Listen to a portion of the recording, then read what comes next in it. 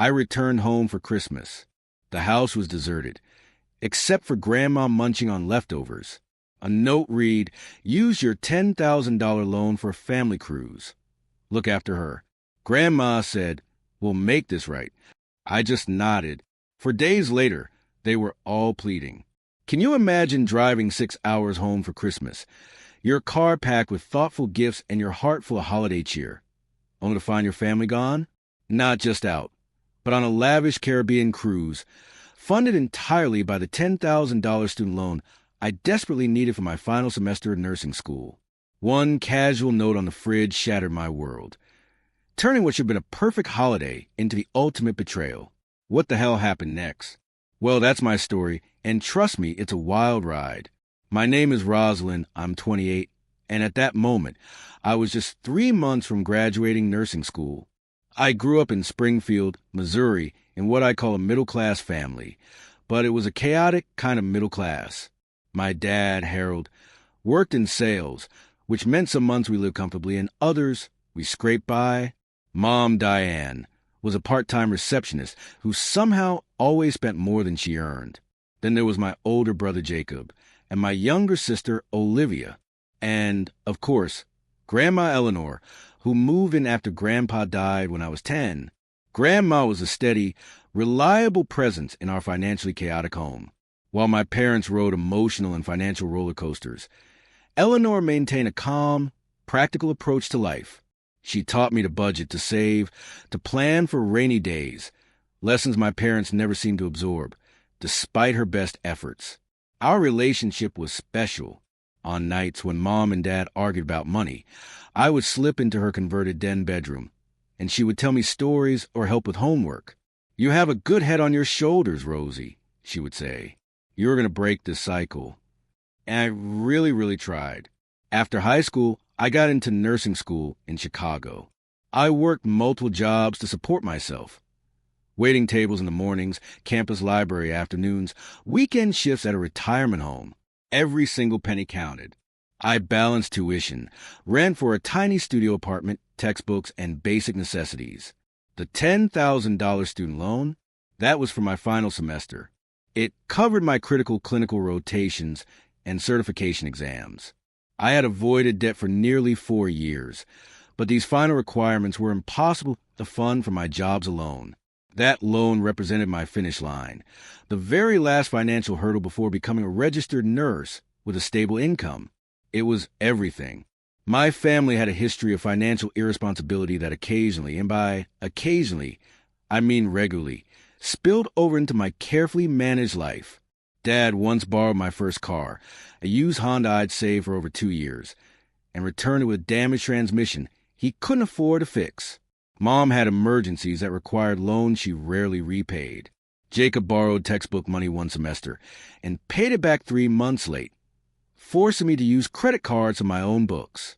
Olivia once borrowed my credit card for what she claimed was a school supply emergency, but it turned out to be concert tickets. Each time, I forgave them. They were family, and despite their flaws, I loved them. Grandma Eleanor would shake her head and remind me, "Love does not mean being a doormat, Rosie." But I always made excuses. Christmas was sacred to me.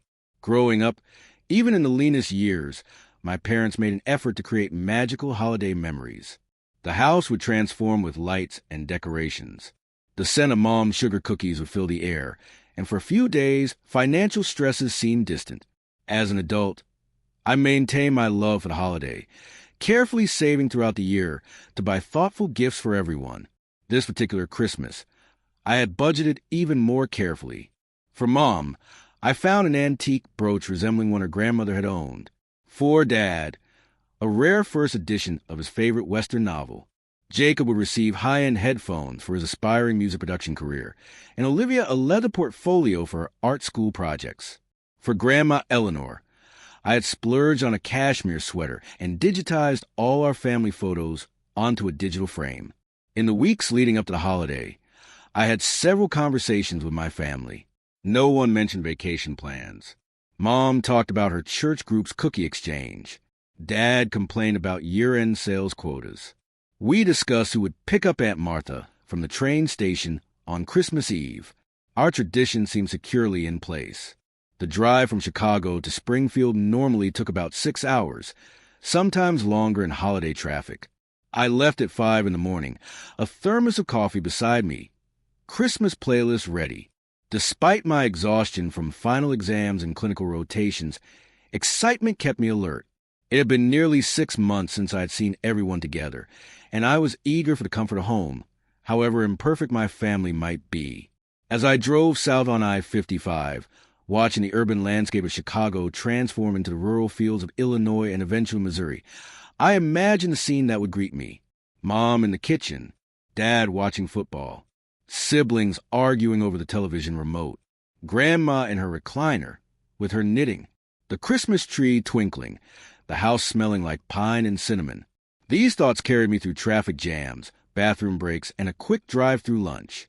By the time I reached the familiar streets of my hometown, the winter sun was already beginning to set, casting long shadows across the snow-dusted yards of my childhood neighborhood. I was coming home. I had no idea that the home I remembered would not be there when I arrived. As I turned onto Maple Street, I immediately noticed something was off. The Hendersons across from us had their usual over-the-top light display, and the Patels next door had outlined their porch with twinkling icicle lights. But our house stood dark. No illuminated reindeer on the lawn, no wreath on the door, no colorful lights framing the windows. I checked the date on my phone, confirming it was indeed December 23rd, when our decorations should have been up for weeks. There were fewer cars than expected, too. Just Dad's old Buick in the driveway, when I expected to see Mom's SUV, Jacob's beaten-up Corolla, and possibly Olivia's boyfriend's truck. A knot formed in my stomach.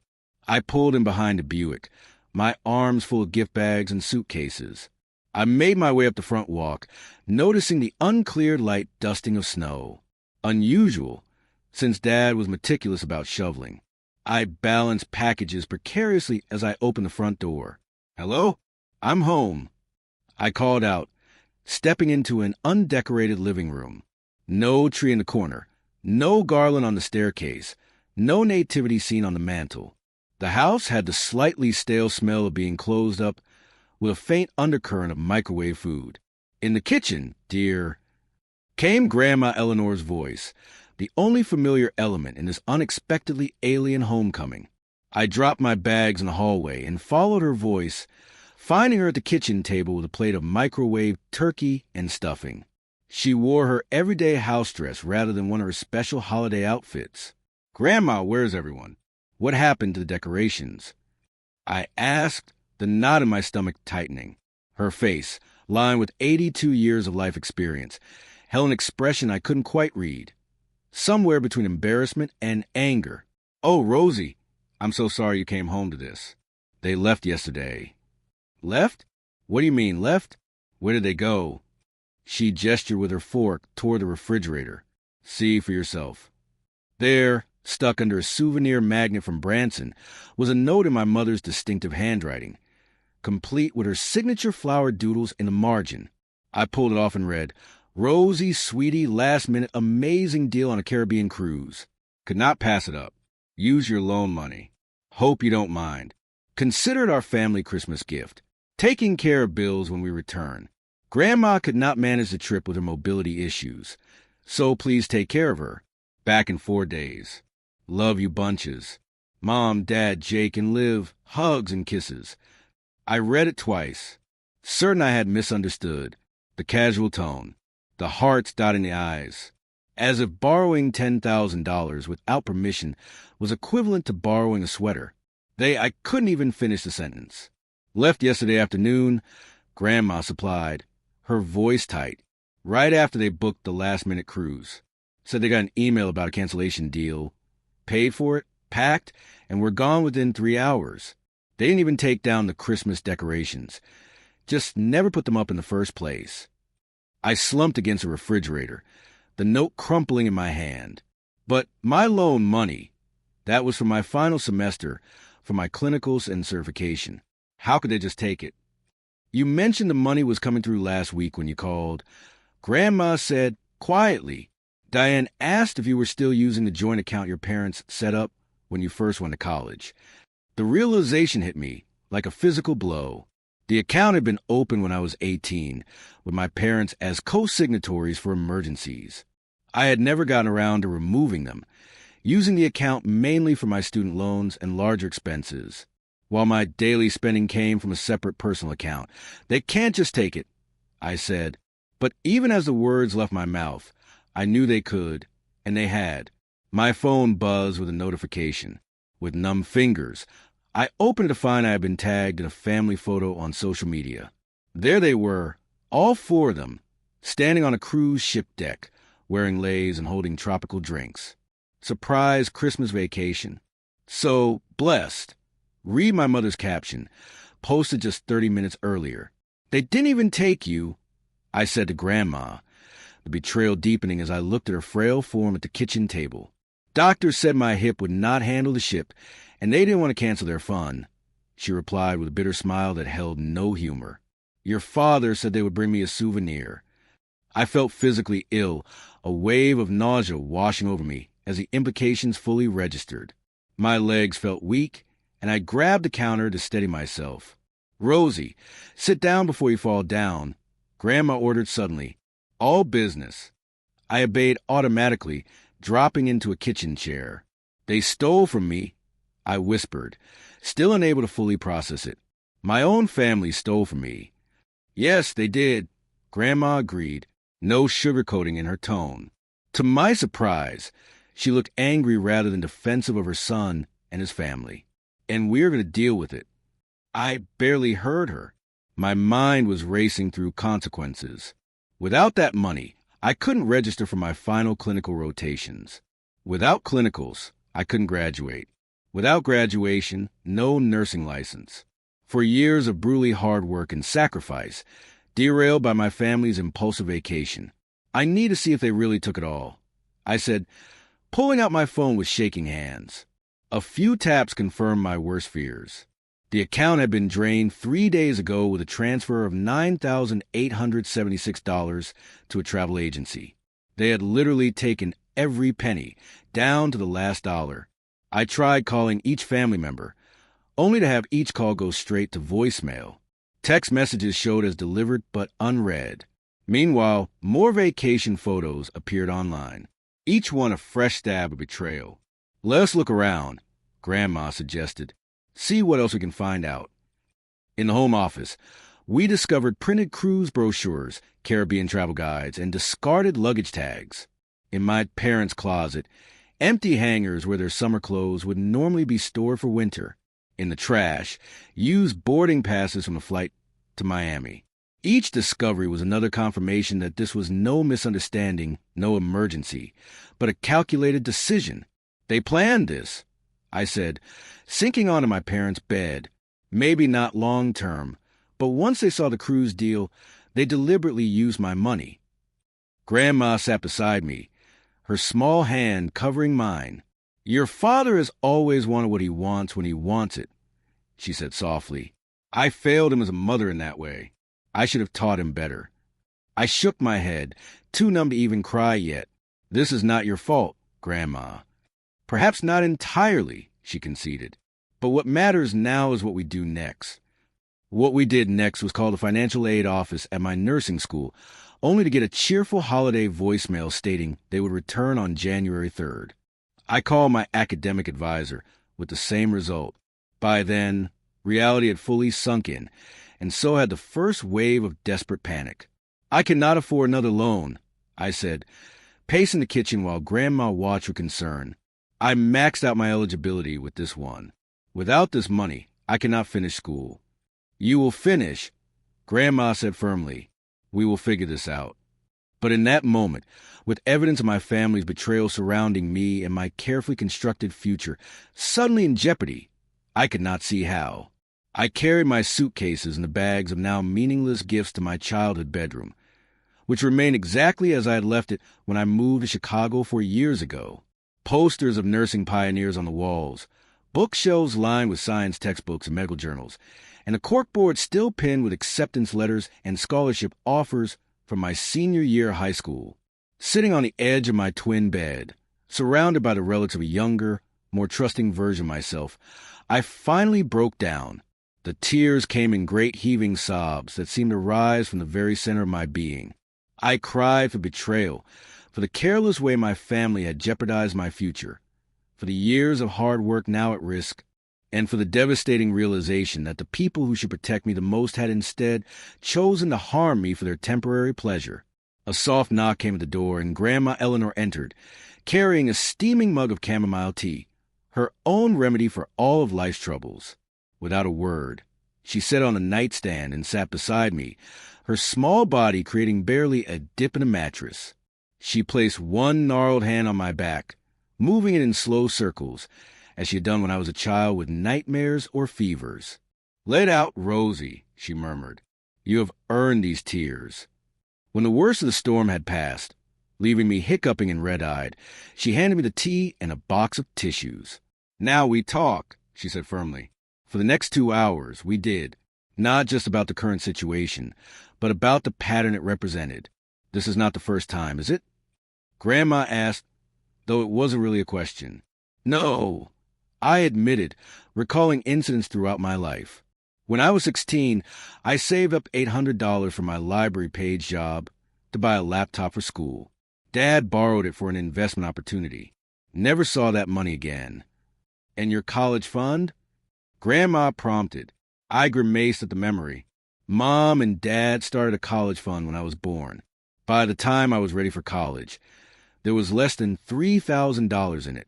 They had withdrawn the rest for vacations, a kitchen remodel, and Jacob's car. "Which is why you have worked so hard and taken on so many jobs." Grandma nodded.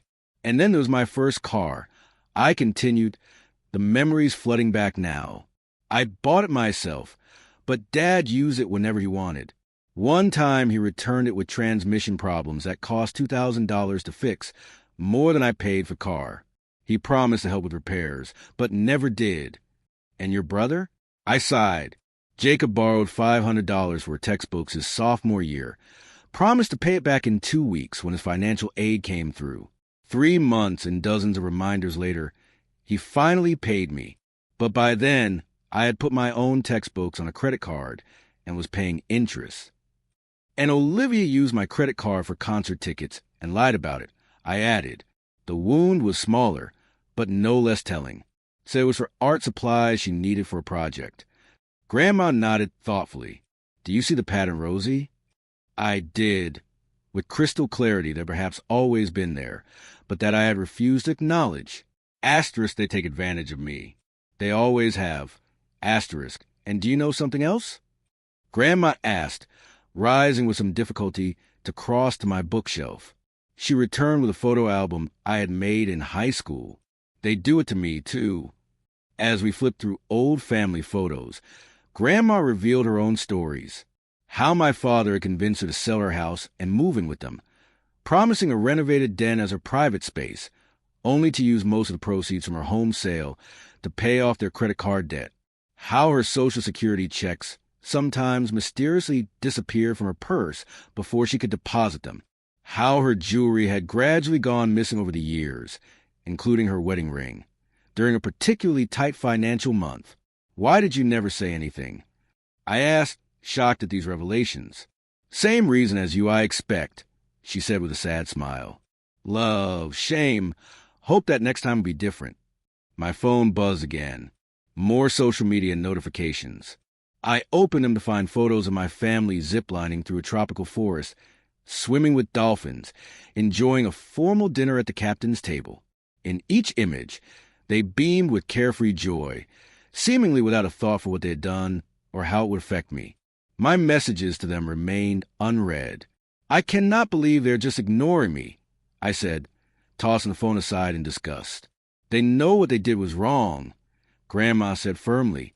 "Easier pretend everything is fine than face the consequences."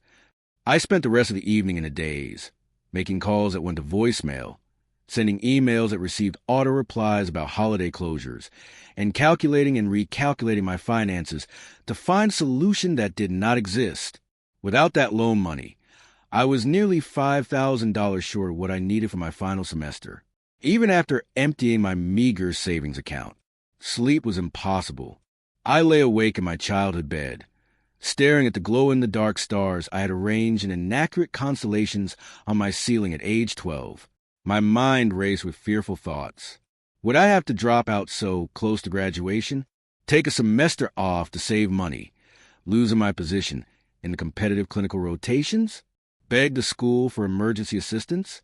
Every option seemed impossible or humiliating. Sometime after midnight, I heard Grandma on the phone in the hallway, her voice uncharacteristically sharp. "Harold James Wilson, you answer this phone right now. I know the ship has service." "No, I will not call back tomorrow." "You put Diana on, too. I want you both to hear this." Another pause.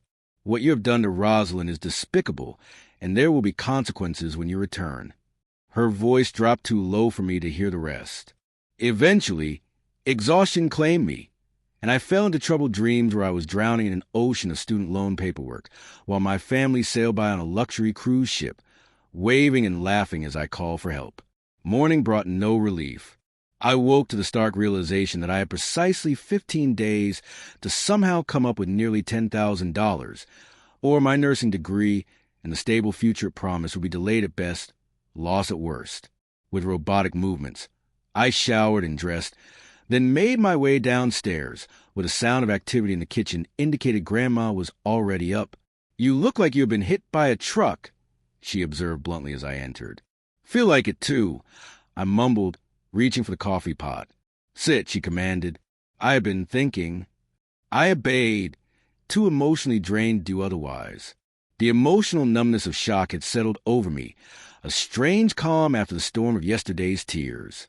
I felt hollow, scraped out, disconnected from the bright, ambitious nursing student who had driven home just 24 hours earlier. Grandma placed a plate of scrambled eggs and toast before me. "Eat while I talk," she instructed. "You will need your strength." I woke the next morning to the aroma of coffee and something sweet baking. For a blissful moment, I forgot everything, thinking perhaps it had all been a bad dream. Then reality crashed back, and a hollow feeling returned to my stomach.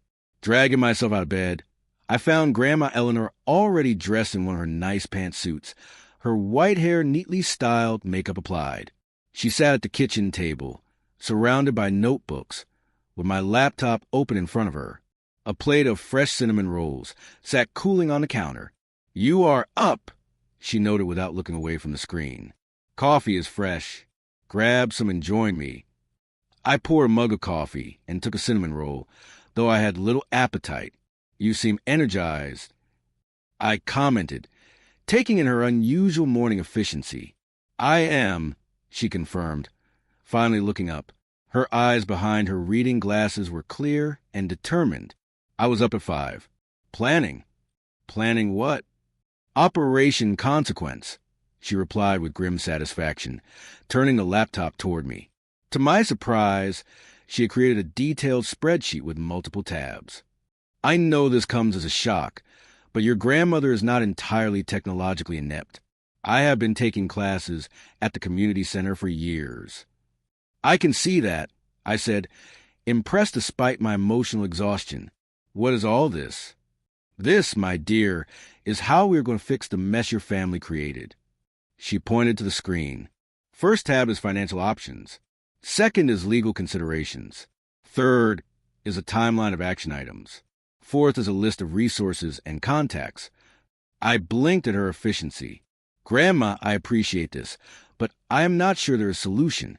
I have called everyone I can think of, and with the holidays—" "There's always a solution," she interrupted firmly. "It may not be easy or comfortable, but there's always a way forward." She proceeded to outline her strategy. First, she revealed that she had a modest savings account she had kept secret from my parents. "Not a fortune, mind you," she clarified, "but enough to temporarily cover your tuition needs if we cannot recover the money in time." "Grandma, no," I protested immediately. "That is your retirement money. I cannot take that." "You are not taking it," she corrected. "I am lending it to you with proper documentation, and your family will be repaying me every penny with interest." The steel in her voice made it clear this was non-negotiable. "Besides," she continued more gently, "what good is saving for my future if I cannot help secure yours? You are the only one in this family who has shown real responsibility and ambition. My investment in you is the safest one I could make. Tears threatened again, but of a different kind. I do not know what to say. Say you will stop being a doormat, she replied bluntly. Love without limits creates monsters, Rosie. I learned that too late with your father. You have a chance to learn it now. Over the next hour, she shared her own story in more detail than I had ever heard before. How she had enabled my father's poor financial habits from childhood, giving in to his demands and tantrums, making excuses for his irresponsibility, cleaning up his messes. How my grandfather had warned her they were creating an entitled adult, but she had not listened. How she had watched the pattern repeat with my siblings. Your mother is no better, she added. Diane has champagne tastes on a beer budget. Always has. They enable each other's worst tendencies. But what can we do now? I asked. Even if we secure my tuition, they still took my money. That brings us to phase 2, Grandma said, flipping to another spreadsheet tab. Practical consequences. Her plan was comprehensive. We discovered that in their hasty departure, my family had left numerous loose ends. They had taken all house keys, but not changed the security code. They had left the refrigerator nearly empty, several bills unpaid on the counter, and no arrangements for mail collection or other household matters. They assumed you would handle everything, Grandma observed, as you always have. Her Operation Consequence plan addressed all of this and more. She had researched the legal implications of unauthorized use of student loan money. She had called the cruise line customer service that morning, pretending to be my mother, and confirmed the return arrangements. She had contacted her friend Terry, a retired attorney, for advice on drafting a repayment agreement. We need to be ready when they return, she explained. No emotional scenes, no accusations they can dismiss. Just calm, firm consequences with no wiggle room. The plan unfolded with military precision. First, a call to a locksmith to change all exterior locks on the house. They took the keys but left us behind, Grandma reasoned. Clearly, they forfeit entry privileges without our approval. Next, a careful inventory of valuable items in the house to secure. Not that I think they would sell family heirlooms, Grandma said, but better safe than sorry given their current behavior. She had already begun documenting everything with photographs, including the empty student loan account, the cruise social media posts, and the note they had left. Rosie, she said seriously, as we reviewed her plans, the most important thing is that you are prepared to hold firm. They will cry. They will yell. They will try to make you feel guilty. They will say you are overreacting, or that it was just a misunderstanding. They will promise to pay you back someday, when it is convenient for them. I nodded, knowing she was right. And you need to be ready to say no, to say that their behavior has consequences, and those consequences are immediate and non-negotiable. What if I cannot? I whispered, voicing my deepest fear. What if I give in like I always do? Grandma took my hands in hers, her paper-thin skin covering surprisingly strong fingers. You can, and you will, because this time you're not alone. I will be right beside you, and I have 82 years of practice at being stubborn. That made me smile, if only faintly. Besides, she added with a twinkle in her eye, I have backup. That backup, it turned out, was an impressive network of Eleanor's friends. Terry, the retired lawyer, was helping draft a legally binding repayment agreement.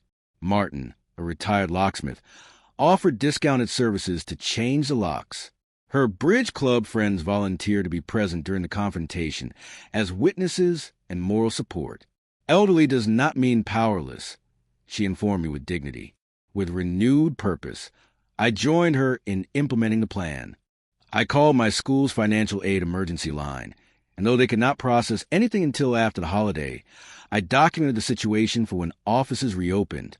I secured our important documents in a safe deposit box at Grandma's bank. I helped move particularly valuable or sentimental items to Eleanor's sister's house nearby. By evening, we had changed the locks, secured the valuables, documented the financial theft with bank statements and screenshots, and begun drafting the repayment agreement with Terry's guidance. Now for the most difficult part, Grandma said as we sat down to a simple dinner. Emotional preparation. She was right. The practical tasks have been straightforward, but the thought of confronting my family, of standing firm against their manipulations and guilt trips, filled me with anxiety. They will say I am being selfish, I said, pushing food around my plate, that they deserve a vacation after working so hard, that I am making a big deal out of nothing. And what will you say? Grandma prompted. I took a deep breath. That taking my money without permission was wrong. That actions have consequences. That I need the money back immediately or a signed agreement for repayment. And if they refuse? The question hung in the air. What would I do if they refused? The answer came more easily than I expected. Then I will file a police report for theft and contact the school to report fraudulent use of student loan funds. Grandma nodded approvingly. It will not come to that. They are irresponsible, not stupid, but they need to know you are serious. I am serious, I said, surprising myself with the firmness in my voice. This is my future. This is my life. I have worked too hard to let them take it away for a vacation. That is my girl, Grandma said with a proud smile. Now, let us practice what you will say when they try to make you feel guilty. We spent the evening role-playing different scenarios. Grandma, displaying unexpected acting talent, took turns playing my father's blustering authority, my mother's tearful manipulations, and my siblings' varied approaches to deflecting responsibility. With each practice round, my responses grew more confident, my resolve stronger. By the time we went to bed that night, I felt prepared in a way I never had before for a confrontation with my family. Remember, Grandma said as we parted for the night, you are not just doing this for yourself. You are doing it for them, too. Real love means setting boundaries. Without consequences, they will never change. As I lay in bed that night, I reflected on how much had changed in just 2 days.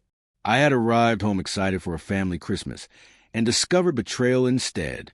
But I had also discovered a strength in myself I had not known existed, and an ally in Grandma Eleanor I had always taken for granted. Tomorrow would bring more preparations. The day after, my family would return, and nothing would ever be the same again. Day one of our plan dawned cold and clear. Grandma and I ate breakfast early, reviewing our timeline over coffee and toast.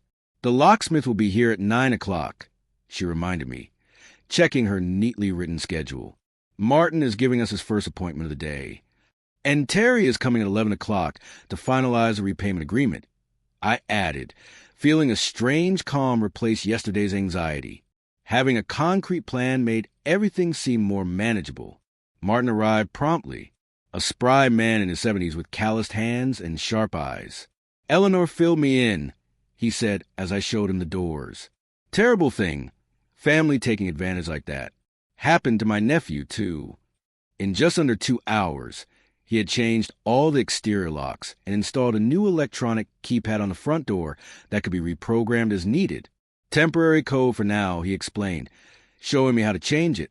After your family makes amends, you could decide who gets permanent access. The symbolism was not lost on me. For the first time in my life, I would control who entered this space, rather than being at the mercy of others' decisions. After Martin left, Grandma and I carefully documented the condition of the house with photos and video, creating evidence of how we had found it upon my arrival.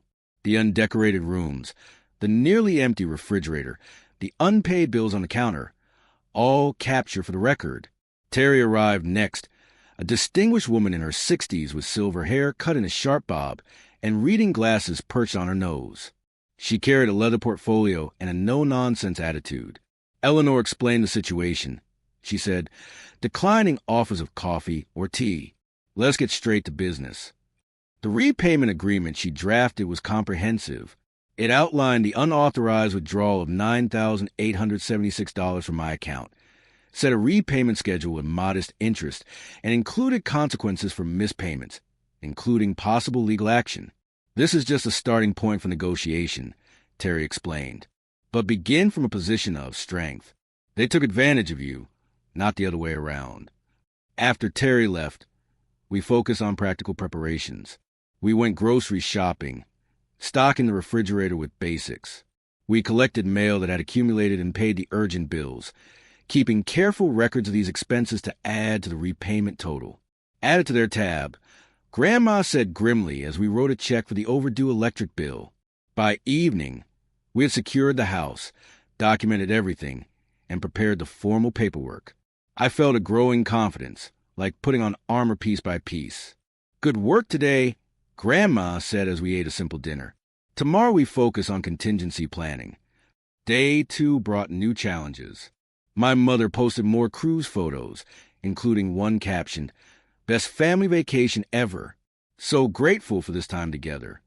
The casual cruelty of excluding Grandma and me from family while using my money stung afresh. More worrying, my bank notified me of attempted credit card charges from the cruise ship gift shop. They had been declined due to insufficient available credit. But the attempt indicated my family was now trying to use my credit card as well. "Unbelievable," I said, showing Grandma the notification. "They steal $10,000 and then try to charge more." "Entitlement breeds entitlement," she replied, unsurprised. "Call the card company and report potential fraud." I did, explaining the situation to a sympathetic customer service representative who placed a temporary freeze on the card and noted the account for monitoring. The rest of the day was devoted to organizing our documentation into clearly labeled folders and preparing for potential outcomes. Grandma's friend Beth, a retired social worker, came over to help us practice handling emotional confrontations. "They will try to push your buttons," she warned. "They know exactly which ones work because they installed them." We role-played more scenarios, with Beth taking on my mother's role with frightening accuracy. "After all we have sacrificed for you," she wailed, channeling my mother perfectly. "This is how you repay us? By changing the locks on our own home." Each time, I practiced responding calmly but firmly. "This is not about past sacrifices. This is about the $10,000 taken from my account without permission. We can discuss access to the house after we resolve the financial issue." By evening, I felt emotionally stronger, though anxiety still churned beneath the surface. Checking the cruise tracking website, we confirmed the ship was on schedule to return to Miami the day after tomorrow. "Almost time," Grandma said, squeezing my hand. Day 3 focused on final preparations and contingency planning. What if they refused to sign the agreement? What if they made a scene that involved neighbors or even police? What if they simply walked away? For each scenario, we developed a response. Legal options were documented. A rental car was reserved in case we needed to leave quickly. Support people were confirmed for the confrontation. "Remember," Grandma said as we reviewed everything one last time, "we are not doing this to punish them. We are doing this to establish boundaries and consequences." I nodded, though part of me did want to punish them for their casual betrayal, for the thoughtless way they had risked my future for their pleasure, for leaving Grandma behind without proper care. That evening, a text finally arrived from my mother. "Having the most amazing time. Flying home tomorrow. Slight emergency with your father's work. See you around dinner time. Cannot wait to tell you all about it. Love you." No mention of my money. No acknowledgement of what they had done. No apology. "And so it begins," Grandma said when I showed her the text. "The pretense that everything is normal." I did not reply to the message. Day 4 dawned with a light snow falling, adding to the surreal quality of the situation. This should have been Christmas morning, with family gathered around a tree, opening gifts.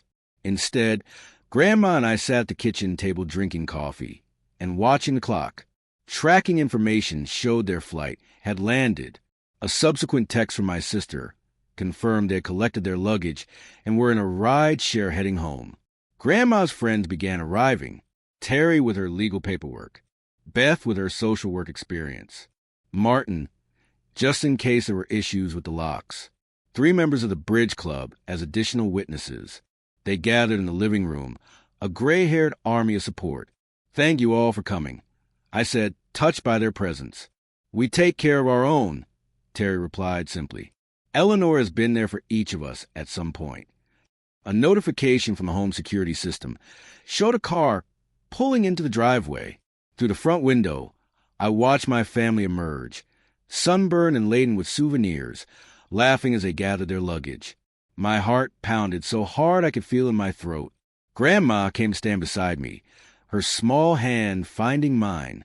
"Remember who you are," she said quietly. "Remember what you deserve."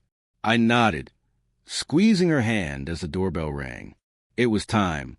The doorbell rang again, more insistently. I took a deep breath, exchanged a final glance with Grandma, and moved to the front window rather than the door, pulling back the curtains slightly. I could see my family on the porch, my father already reaching for his keys. "Rosie," my mother called, spotting me through the window. "We are home. Open up. It is freezing out here." I pressed the intercom button on the new security system. "I can see that," I replied, my voice steadier than I expected. "Why are your keys not working?" My father's face appeared at the window, his expression confused, then angry. "What the hell? Did you change the locks?" "Yes," I confirmed simply. "We need to talk before you come in." "This is ridiculous," he sputtered, his face reddening beneath his fresh tan. "It's 20 degrees out here, and we have been traveling all day. Let us in right now. We can talk through the doorbell camera," I said, nodding to Grandma, who activated the device. "Or you can agree to a calm conversation about what happened with my student loan money." Their faces on the small screen showed a range of emotions. My father looked outright angry, my mother confused, Jacob embarrassed, and Olivia increasingly concerned. "What are you talking about?" my mother asked, though her eyes darted away from the camera. "We just need to get inside. We can discuss whatever is bothering you then." "I am talking about the $10,000 you took from my account without permission," I said clearly. "The money that was for my final semester of nursing school. The money you spent on a cruise without even asking me." A moment of silence followed. My father recovered first. "Now listen here," he began, his sales pitch voice activated. "We did not steal anything. That was a family account, and it was a once-in-a-lifetime opportunity. A last-minute cancellation. We deserved a vacation after everything we have been through this year. That does not explain why you did not ask me first," I replied, "or why you left Grandma alone without proper care." "Mom was fine," my mother interjected quickly, "and we were going to pay you back. Of course. We just needed to enjoy the holidays first. With my money," I added, "money I needed for school." My mother's expression turned pleading. "Sweetie, you are making this into something it is not. We are family. We share things. Now, please let us in before we freeze." Grandma stepped up beside me. "There will be conditions for entry," she announced firmly. My father's face darkened further. "Mom, you are behind this. This is between us and Rosalind." "You left me here too, Harold," Grandma reminded him. "With no discussion, no proper arrangements, just a note telling Rosalind to take care of me as if I am a houseplant. We knew Rosie would be here," my mother said defensively, "and the ship was not accessible for someone with your mobility issues." "Convenient," Grandma replied dryly.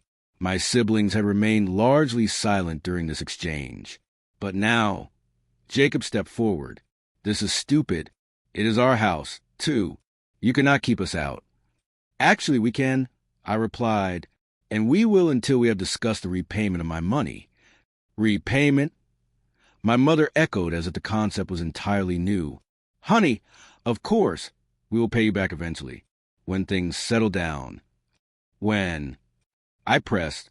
"How? With what money?" The uncomfortable shifting and avoided gazes told me everything. There was no plan. There never had been. "Here's what is going to happen," I said, channeling Grandma's calm authority. "We have prepared a repayment agreement. You will review and sign it. Then we can discuss entry to the house." "This is insane," my father exploded. "You cannot treat your family like this. After everything we have done for you." Something inside me hardened at his words. "What exactly have you done for me, Dad? Taken my college fund? Borrowed my car and returned it broken? Used my student loan for a vacation while I worked 3 jobs to put myself through school?" His mouth opened and closed, but no words came out. By now, a few neighbors had noticed the commotion. The Patels next door were openly watching from their driveway, and the Henderson children had pressed their faces to their living room window. "Perhaps we should continue this conversation more privately," my mother suggested, her social embarrassment overriding everything else. "I agree," I said. "There's a coffee shop 3 blocks away. We can meet there in 15 minutes to discuss the agreement." "In this weather, with all our luggage?" my father protested. "Your choice," I replied with a shrug. Public discussion on the porch with the neighbors watching, or private discussion at the coffee shop. They huddled together, whispering urgently. Finally, my mother turned back to the camera. "Fine, the coffee shop. But only you, Rosalind, not your grandmother's friends." She had spotted Terry through the window, recognizing her as a local attorney. "Non-negotiable," I replied. "Terry comes with me, as does Grandma. The others will wait here." More whispers, then reluctant agreement. They trudged back to their ride share, which thankfully had waited. 15 minutes later, we sat in the back corner of Magnolia Coffee, a small local shop decorated for Christmas with twinkling lights and pine garlands. The contrast between the festive atmosphere and our tense faces could not have been starker. Terry placed a folder on the table between us. "This is a legally binding repayment agreement," she explained in her crisp, professional voice. "It outlines the unauthorized withdrawal of $9,876 from Rosalind's account and establishes a schedule for repayment." My father did not even reach for it. "This is ridiculous. We do not need lawyers and contracts. We are family." "Family does not steal from family," Grandma replied simply. "We did not steal," my mother insisted, her voice rising enough that a barista glanced our way. She lowered it quickly. "It was a misunderstanding." "What part was misunderstood?" I asked quietly. "The part where you knew it was my student loan money. The part where you did not ask permission. The part where you knew I needed it for school." No one answered directly. "Look," Jacob finally said, "what is done is done. The money is spent. We cannot magically give it back right now." "Which is why there is a repayment plan," Terry interjected, tapping the folder, "starting with an immediate payment of $1,000 from your return flight refunds." My head snapped up. "What return flight refunds?" "A guilty look passed between my parents. We had to change our return flights," my mother admitted. "The original ones were for December 27th, but your father had a work emergency. So you have refunds coming," Grandma concluded, "which will go directly to Rosalind." More uncomfortable shifting. My father finally picked up the agreement and flipped through it, his frown deepening. "These terms are ridiculous," he declared. "There is no way we can pay back this much this quickly."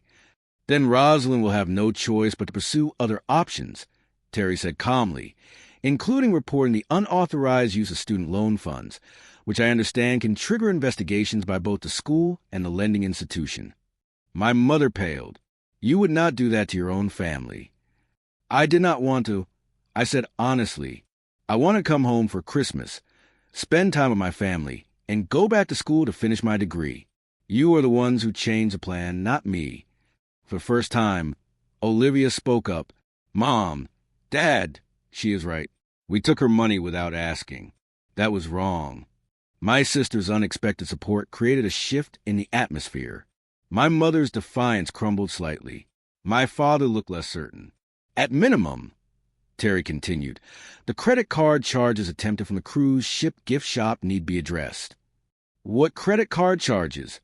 my father asked sharply, looking at my mother. She had the grace to look embarrassed. "I may have tried to use Rosa's card for a few souvenirs. I thought it would be fine." "After taking $10,000, you try to charge more?" Grandma asked incredulously. The conversation continued in this vein for nearly an hour. My parents cycled through denial, anger, minimizing, and blame-shifting. Jacob largely supported them, while Olivia became increasingly uncomfortable, occasionally offering quiet support for my position. Outside, the light snow continued to fall, accumulating on sidewalks and car windshields. Inside, the ice between us slowly began to crack. "What happens if we do not sign?" my father finally asked, pushing the agreement away. "Then you do not enter the house," I said simply. and I pursue legal options for recovering the money. You would make your own family homeless at Christmas? My mother asked, tears finally appearing. You would steal your daughter's education money for a cruise, Grandma countered. The stalemate stretched on. Terry checked her watch pointedly. I have another appointment in 30 minutes, she said. So, a decision needs to be made. My father stared at me, perhaps seeing me clearly for the first time, not as a compliant daughter who would eventually give in, but as a woman standing her ground.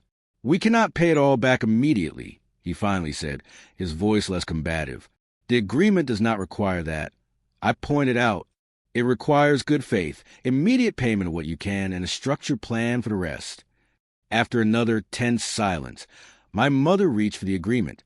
We will sign, she said quietly, but I want it noted that we were always going to pay you back. This formal approach was unnecessary. I bit back a retort, recognizing the small victory. One by one, they signed the document, my father last and with visible reluctance. Now, can we go home? Jacob asked sullenly. Yes, I said, gathering the signed papers. But things will be different. As we walked back through the snow-covered streets, I explained the new household rules. They would have temporary entry codes to the house, not permanent ones. Financial responsibilities would be clearly documented and shared. Grandma's Social Security checks would be deposited directly to her personal account, not handled by my parents. This feels like punishment, my mother complained. This feels like consequences. I corrected her. There is a difference. When we reached the house, Grandma's friends had departed, except for Martin, who waited to explain the new security system. My family entered their changed home environment with subdued expressions, taking the absence of Christmas decorations they had never put up, the practical groceries rather than holiday treats, the neatly organized bills awaiting payment. Welcome home, I said, feeling the weight of change settle over us all. The first night with my family back in the house was tense, to say the least. My parents retreated to their bedroom early, the weight of consequences visibly heavy on their shoulders. Jacob alternated between sullen silence and attempts to normalize the situation with jokes that fell flat. Only Olivia made genuine efforts to repair the damage, helping me prepare a simple dinner and asking thoughtful questions about my final semester requirements. Grandma Eleanor maintained her position as moral compass and mediator, firm but not punitive. This is not about making anyone suffer, she reminded me privately as we washed dishes together. It is about creating change. Over the next week, the patterns established during our confrontation continued to play out. My parents initially resisted the new financial accountability, complaining about the detailed expense tracking and shared bill payments I implemented. My father attempted to reassert control several times, making unilateral decisions, then acting surprised when I challenged him. I am the head of this household, he declared during one particularly heated discussion about the electricity bill. And I am the one holding you accountable, I countered. The agreement you signed requires financial transparency. Gradually, as days passed, the resistance began to fade. The signed repayment agreement hung on the refrigerator as a constant reminder. The first payment, drawn from their flight refunds and supplemented by the sale of some cruise souvenirs, was transferred to my account and documented with photographs and receipts. Grandma's influence proved crucial during this transition period. As mother to my father and mother-in-law to my mother, she held a unique position of authority they could not easily dismiss. When my father attempted to shame me for treating family like tenants, she was quick to redirect the conversation. Harold James Wilson, she would say, using his full name as she had since his childhood. This situation is of your creation, not Rosalind's. She is teaching you responsibility, something I clearly failed to do adequately.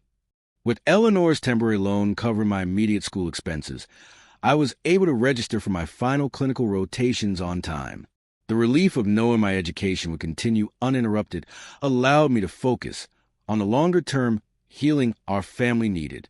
2 weeks after their return, I returned to Chicago to begin my final semester. The distance provided perspective for everyone. Weekly video calls included financial updates, with my parents reporting on their progress toward repayment. My father had taken on weekend consulting work to increase his income. My mother had reduced her shopping and started selling and used household items online. The most surprising development came from my siblings. Jacob, after initial resistance, seemed to undergo a transformation. During one video call 3 weeks after I returned to school, he showed me his new budgeting app and shared that he had taken on additional shifts at his recording studio job. "I never realized how much you were caring for all of us," he admitted awkwardly. "It was not fair." Olivia went even further, calling me privately to apologize. "I was part of it, too," she said. "Taking advantage of you, I just never saw it that way until now. Until I saw how hard you fought for yourself." These conversations were not easy. Years of established patterns do not change overnight. There were setbacks, like when my mother borrowed from the repayment fund for a department store sale, or when my father questioned whether full repayment was really necessary given that I was doing fine with my clinical rotations. Each time I held firm to the boundaries we had established. Each time it became a little easier to do so. Grandma Eleanor, true to her word, moved part-time to Chicago after I graduated, renting a small apartment near my new job at Northwestern Memorial Hospital. Her presence helped me maintain my newfound strength and provided a buffer as my relationship with my parents slowly healed on more equal footing. The following Christmas was dramatically different. Instead of elaborate gift exchanges funded by credit card debt, we agreed on modest, thoughtful presents. My parents hosted a small dinner rather than an extravagant party. Most importantly, they had repaid nearly half of what they had taken, making consistent monthly payments, even when it required sacrifices. The lessons I learned from that terrible Christmas and its aftermath transformed me in ways I could never have anticipated. I discovered my own strength and worth. I learned that real love includes boundaries and accountability. I realized that allowing people to experience the consequences of their actions is sometimes the greatest gift you can give them. As a nurse, these lessons proved invaluable. I brought new empathy to patients struggling with difficult family dynamics. I recognized enabling behaviors and could gently guide people toward healthier boundaries. I understood from personal experience that healing often begins with painful truth. My relationship with my family will never be what it was before. The blind trust is gone, replaced by something more cautious, but ultimately more genuine. My parents still struggle with financial responsibility, but now they do so openly, asking for guidance rather than taking advantage. My siblings have become allies rather than competitors for resources. And Grandma Eleanor, at 84, continues to demonstrate that it is never too late to change family patterns. Her courage in standing with me and acknowledging her own role in creating my father's sense of entitlement remains one of the greatest acts of love I have ever witnessed. Sometimes the most valuable Christmas gift is not found under a tree or on a cruise ship. Sometimes it comes in the form of difficult conversations, painful growth, and the courage to say no more to those we love most. That terrible note on the refrigerator led to the most important journey of my life, not across the Caribbean, but across the much more challenging terrain of self-worth and family healing. Have you ever had to stand up to family members who took advantage of you? What did you do? Tell me in the comment below. I'd really love to hear your stories.